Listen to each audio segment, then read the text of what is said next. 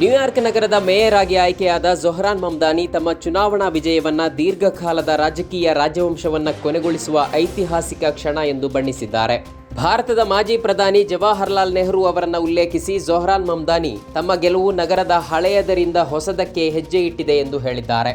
ಮತಗಳ್ಳತನ ಈಗ ಸ್ಥಳೀಯ ಮಟ್ಟಕ್ಕೆ ಸೀಮಿತವಿಲ್ಲ, ಇದು ರಾಷ್ಟ್ರ ಮಟ್ಟದ ಯೋಜಿತ ವಂಚನೆಯಾಗಿದೆ ಎಂದು ಕಾಂಗ್ರೆಸ್ನ ಸಂಸದ ಹಾಗೂ ಲೋಕಸಭೆ ಪ್ರತಿಪಕ್ಷ ನಾಯಕ ರಾಹುಲ್ ಗಾಂಧಿ ಆರೋಪಿಸಿದ್ದಾರೆ.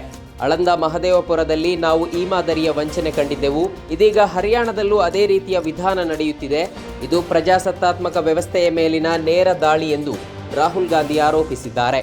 ಈ ಕುರಿತು ಚುನಾವಣಾ ಆಯೋಗದಿಂದ ತಕ್ಷಣದ ತನಿಖೆ ಹಾಗೂ ಕ್ರಮ ಕೈಗೊಳ್ಳುವಂತೆ ಆಗ್ರಹಿಸಿದ್ದಾರೆ.